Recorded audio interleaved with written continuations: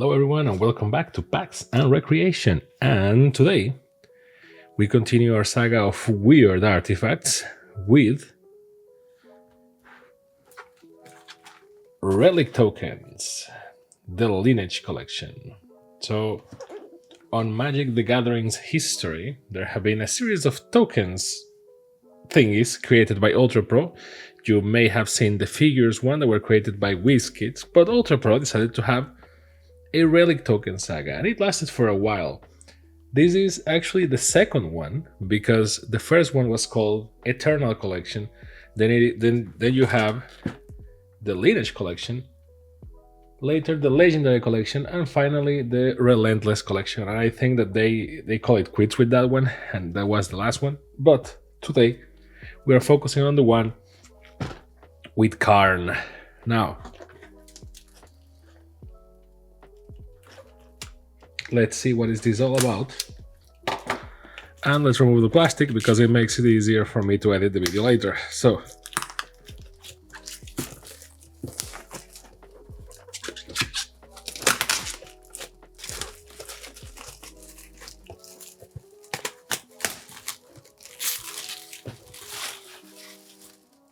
plastic out.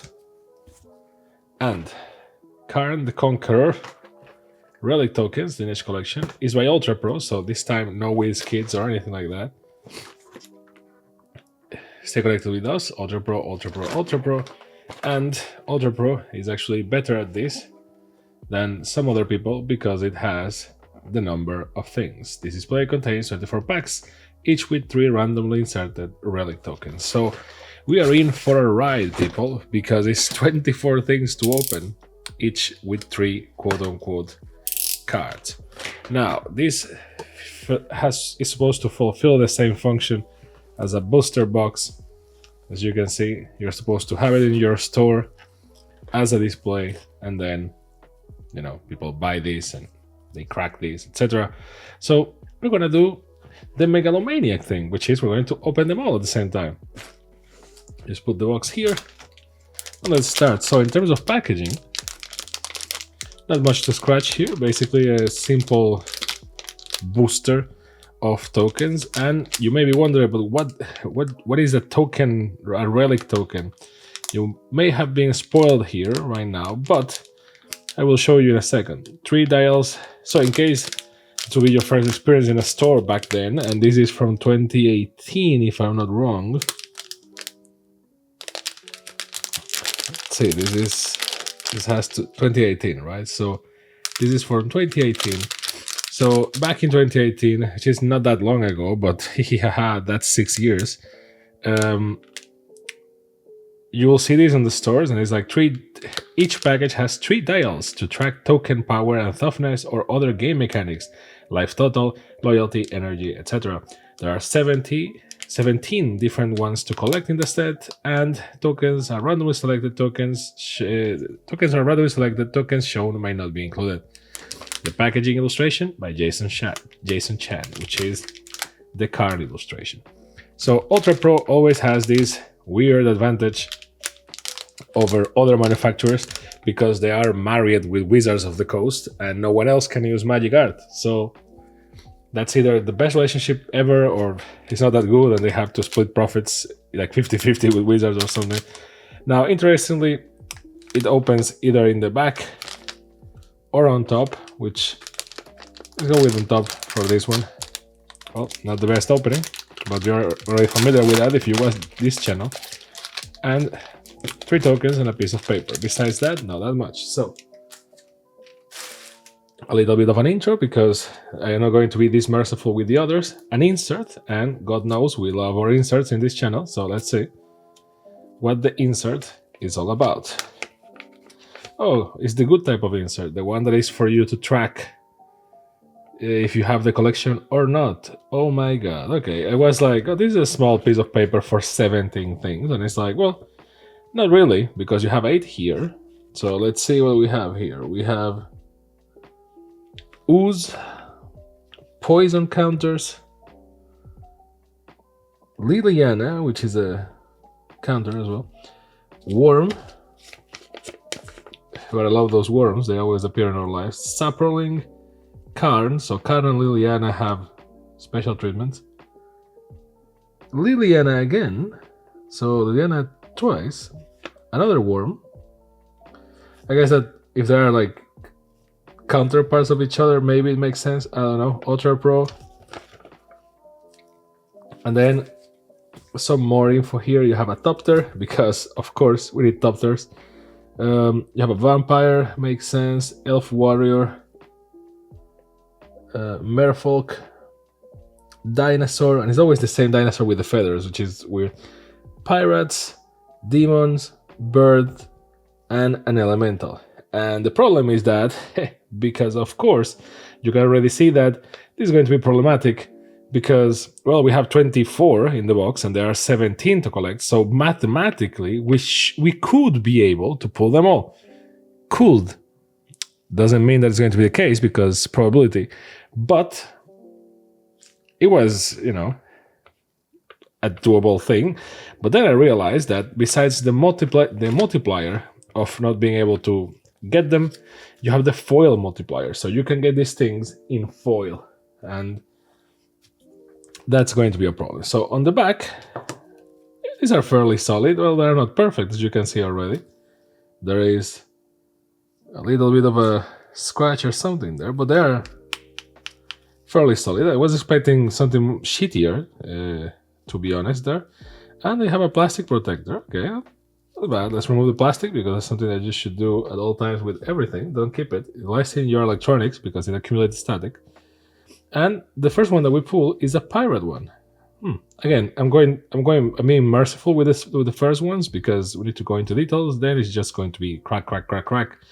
But so it's a pirate. It has menace, and they are glossy, which is not bad actually. And yes, this could be pieces of paper, but at least they have some level of work. You have the name of the artist here, which is actually kind of nice. They always respect that. You have the magic symbol here, and then, well, they are black, so that's why they are purple. And then you have two counters here, which I guess is power and toughness.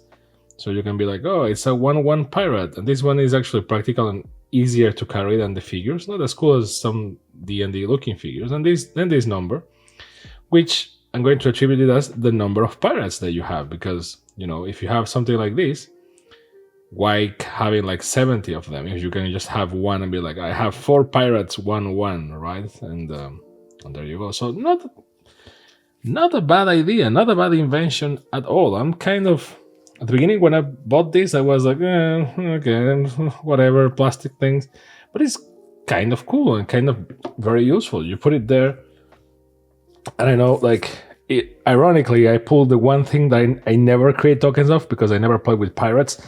But, ooh, a foil bird. There you go. I find the detail of they putting plastic on each of them so that they don't scratch each other amazing. A flying bird is a 2/2 flying bird by default. Oh, that's not bad. And this is the default token, which there's a point to it, right? Like I really like when we have different. Ooh, and a dinosaur. And by default, it's a 6/9. I don't know that this rolls, but bear with me. Trample and green, not bad. I know that the whole thing about tokens is that, well, they have different art, so you can just do whatever you want. Let's open this one from the back. Maybe it's easier. There you go. And I have to agree with that. Like, I like the fact that tokens are normally different, and you can just get different things from different tokens. Another pirate. So apparently the structure is that the mid one is foil, and in this case is a foil vampire. It's a vampire with lifelink. See, not bad, because at the end of the day, these tokens are pretty much always the same. So this is, in terms of, like, vampires always have lifelink. There's like white vampires or like multicolored vampires. I don't know if, no, it's white. Yellow is white. So at the end of the day, you know, not that bad. And, like, depending on the price, it's kind of cool. Obviously, they had to put them in boosters, because we all know that we are here for the loot boxes, and this is how this works and all that. Oh, a merfolk, not bad. It's funny how this is all, but somehow this all fits into the current Ixalan set, which makes sense because this was released around the time of Ixalan, maybe 2018. Ixalan, I think so. So yeah, pirates, vampires, but it's a vampire conquistador, right? And so dinosaurs. So this is very Ixalan oriented. If a foil saproling, not bad. Another vampire with lifelink. Let's see. I'm not hoping to pull all of them in all the variants because, well, that's mathematically impossible. But if for some cosmic reason we can get to pull all of them, even if, you know, some foil, some not, that will be great. So an elf warrior, not bad. This art, it's kind of interesting. I know that I love how sometimes the wrapper is all messed up. Oh no, the order is inverted. So a Thopter, very nice Thopter, and the ooze one in foil. Oh, I love it. It's kind of cool. Again, you have to remove the plastic from them, etc. I'm not going to do it for all of them because, again, for the sake of time, and we just want to see what do we pull. Although, I have to say, we have been kind of spoiled by the freaking inserts. There's no surprise factor anymore because I know what we can pull. So, a poison counter, something very useful for Phyrexia, which is interesting that this thing is here in 2018. Given that Phyrexia all will be one, that had the poison mechanic as a, you know, as a mainstead, was released in 2023. But then again, you had what's the name of the other? You have Toxic, and you have, damn, I forgot the name of the other. So is Toxic and wait, the one foil is the poison counter? Yes, it is. So this just starts to become a lot messier and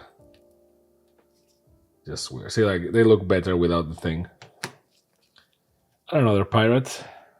I feel like the pirates are going to bite me in the ass for some reason.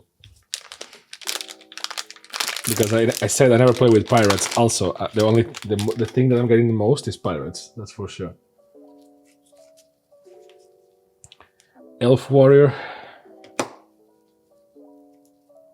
Foil Thopter, so that's always great. And a demon. Ooh, not bad, demon. The classic old demon art. It's very difficult to film these things because of the reflection. And trust me, the lighting is not even that high for this video.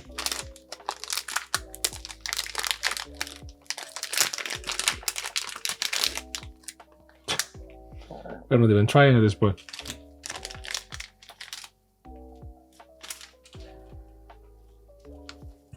A foil pirate. See, I told you. Pirates are going to bite me in the ass. A poison counter.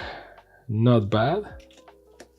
Actually, I have a lot of use for poison counters because one of my dearest friends is always playing with poison in our Commander nights, which is ultra fun, I have to say, because for all the rules that the Commander committee makes that are specific for Commander, no one thought to make, you know, damage by poison or by infect. That was the other mechanic. Adjusted to Commander, which I guess it makes sense. Like we have been having a debate around this recently because some people say no, some people say yes. By the way, I didn't check this online before the video, but I can bet my ass that like these tokens have different levels of rarity. It's not like all of them are common. Like some of them are common, some of them are uncommon, and you can already tell pretty much by the cadency. Like I can tell you that pirates and elf warriors and thopters are common, that's for sure. So the thing, merfolk, okay, cool. The thing with another pirate, I told you, pirates are going to be my end. Ooh, an elemental. Which one was foil? So apparently it's not guaranteed that you will get a foil, which is a shame. Yeah, we were just being lucky apparently with the foils. Okay, so my theory here at the beginning was, and just for you to know, a friend of mine has this deck that he created this year.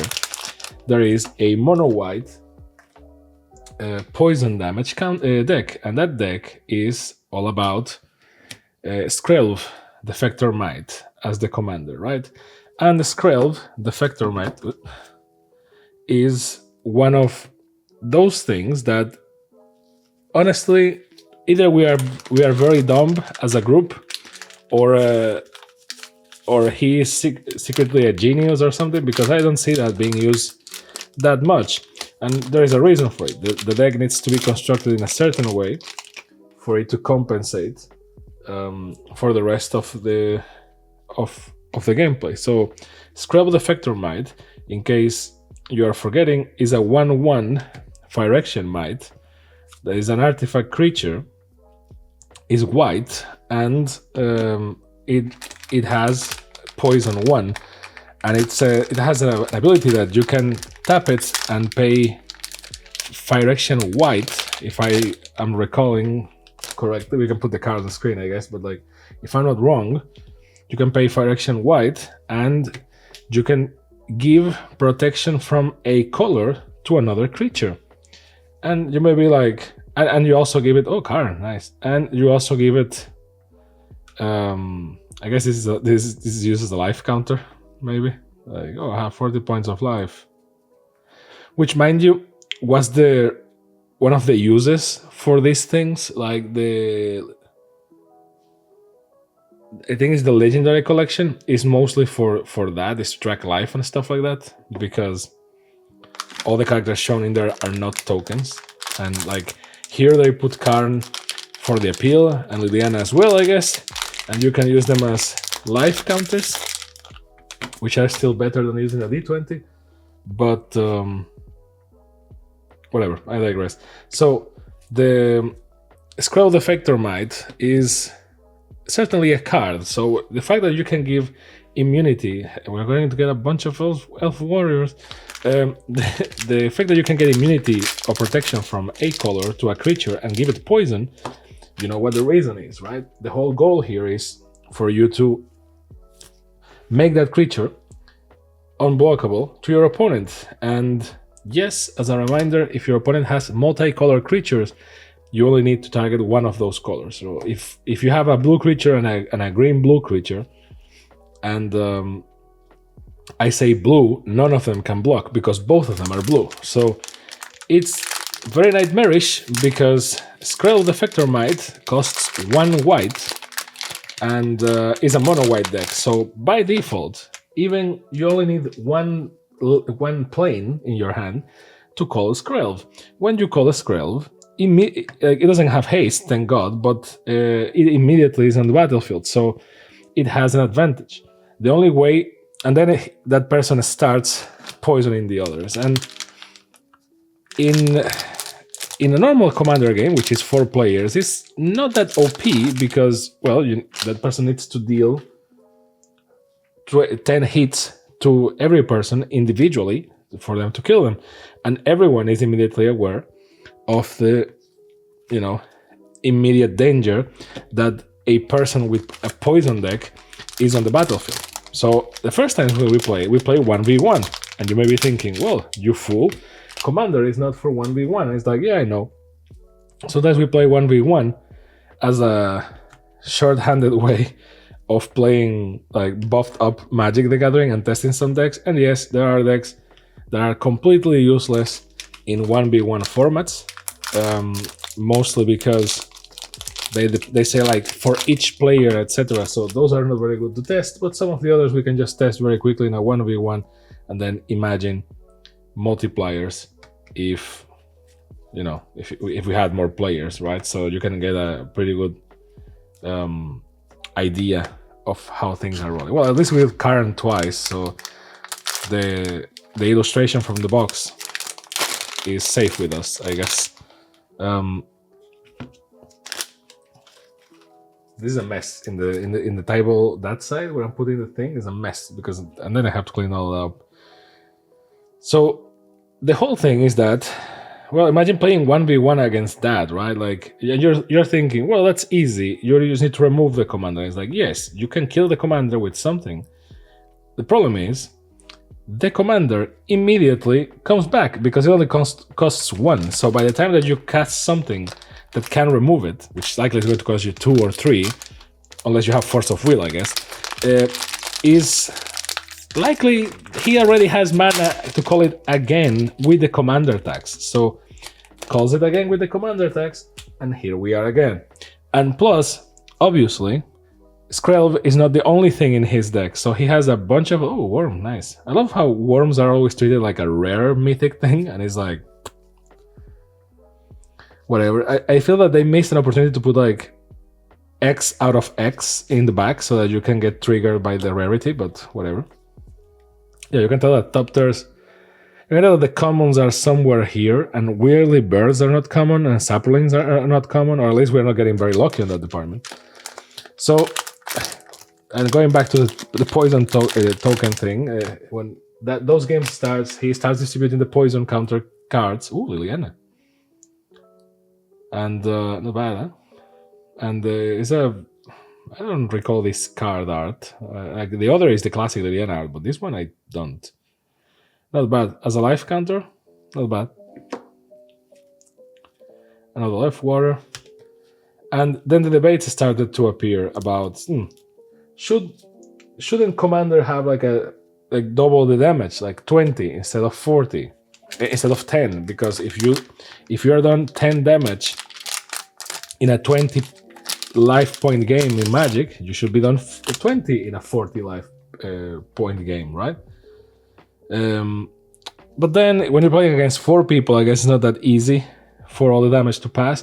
But again, you have creatures with double strike, you have creatures with flying, so it becomes, and then you have a bunch of proliferate, so it becomes really easy to really fast multiply the damage that he's causing you with poison counters, and then he starts getting rid of stuff.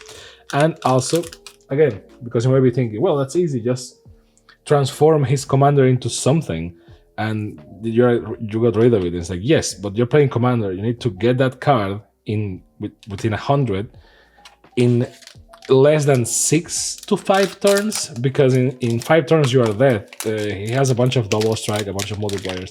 So, and this is the last one in the box, by the way. So I guess that to wrap that up, my question to you regarding that debate is, do you think that poison counters should be double for commander, or do you think that is a valid strategy, or do you just not play with people that use poison counters on their decks? Up to debate.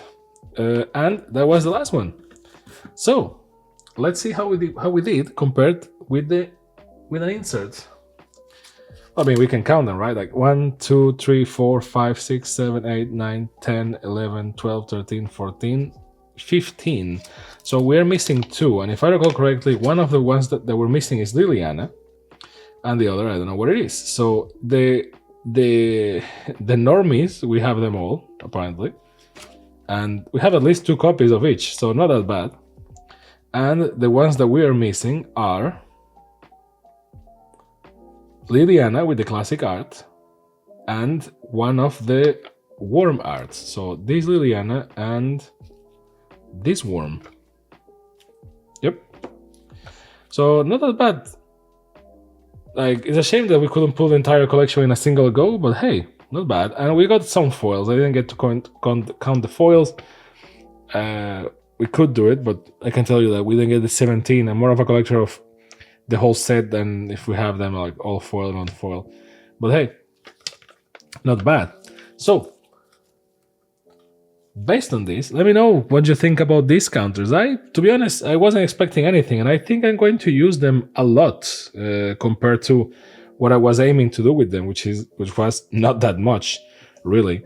I was basically aiming for, whatever, we will play some games or something, but it's very useful. Like, instead of, how depending on the type of player that you are, you sometimes have 1 or more copies of token cards, or you have like the infinite tokens and you just draw on them. I am the kind of player that if I know the deck that I'm playing, I want to have the tokens for that deck, so I don't have to put like placeholders, so I can just put the card that represents it and be like, yes, it's I have a Merfolk, for example. Boom, and there you go, I have a Merfolk. And a good solution is to have at least one card, and then you put a D20 on it that shows like how many copies of the token you have if you have multiple ones. But then it becomes kind of tricky if you need to attack with some of them and then, or tap some of them and not others. So it becomes a really, you need to have like at least multiple cards to do that, etc. With this, technically, I was about to say technically you only need one, because, well, you can say like, oh, these are 1/1 Merfolk and with hexproof, and I have one of them, right? And there you go, 1/1 Merfolk with hexproof. But then it's like, well, if you put a +1/+1 counter on one of them, what do? You need another one of these, and then you can have counters for the ones with +1/+1. So at the end of the day, this solves a problem, and it doesn't solve anything really. It's just like a more expensive version of just using card and dice. So it's just bling at the end of the day, but at least it's very portable bling, because you see, it's like not that, doesn't occupy that much space. You can have it in your bag. Not bad. At least, like in the very worst case scenario, with one you can do a bunch of things, because you can say like, oh, I have 8 Merfolk on the battlefield, and that's it. They're glossy, they're cool. Once you remove the plastic, they are easier to look at. See, like less reflection. Just put in the plastic so that they don't scratch each other when I store them. Maybe you can put them like in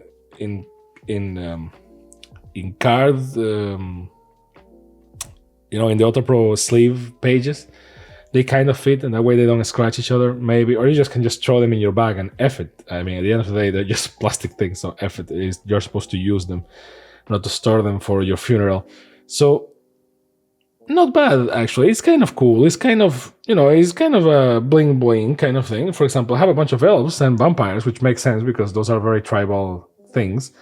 So I can see myself carrying these. Yes, this is pretty much a deck in terms of consistency, but this gives you some flexibility that you normally wouldn't have. So, and it's a bling piece, right? Like this is in that category of like, this is an accessory that is not really necessary. This is just bling. So I don't know. I think they are okay for the right price, right? It depends on how much do you pay for a single booster, and realizing that it's random and you may not get the thing that you want. So ideally, in my head, these things will cost like, I don't know, $3, like $1 for each of these. But I could see that, yeah, there's more, maybe depending on the country, etc. This could be more like $2 per thing. So $6 per booster. Although that's a lot, because these plastic things have to realize one thing, or actually two things, really, right? Like, number one, they are called tokens. And there's a problem with the word token in Magic the Gathering, is that we think as tokens as less than the actual cards, because they are tokens. You just generate them, you discard them, you destroy them, etc. Like, tokens are tokens. So psychologically, you're never going to pay that much for tokens, because you just think of them as tokens. And then this is a bling bling piece, right? Like, this is a thing that you buy if you can't pimp out your deck anymore, and you just have to have a cool thing, because it's not that convenient. Mind you, it's a lot more convenient than dividers for tokens that don't have the values or the names on them, because you can actually increase the numbers, and that's very good. Let's be honest, they could just make like Tassos or Pogs, right? Like, they're basically like just like these, and say like, oh, it's a top tier, and that's it, with fixed values, and it will be a lot more portable and stuff. But these ones are useful, or you can just use them as life counters, right? Because that's what you need to do with Karn or with Liliana, right? Like, you can't do anything else besides life counters, because they are not token creatures. So there is the level of it. Like, so I guess three things then. Like, one, tokens, psychological barrier. Two, there's only so much that you can actually do with these because the cards are always in first place. And number three is, if you ask any Magic player, like, do you prefer to buy a booster or something else? Likely they will like the booster for two reasons. One is cards, you play with the cards, and two, gambling, baby, because this is a gacha. This is loot boxes all the time. And if this is also loot boxes, but the value that I'm getting is just bling bling, there's no real reason for me to spend money on this. So that's why ideally in my head this will be $3, but I can see why these things may be harder to take a profit than $1. Although I don't think that costs $1 to produce, but whatever. So ideally I will say $3 for this, not more than that, because it's more than a booster, and that will be So, but it depends on the country, and if you can still find these even. So yeah, up to you. Let me know down below what you think about this. Don't forget to like and subscribe and all those cool things that the YouTubers need to say so that the machine keeps working. And as always, thank you very much for your time. Thank you for watching. Let me know which one is your favorite and if you would use this. And I will see you next time on Packs and Recreation. Bye.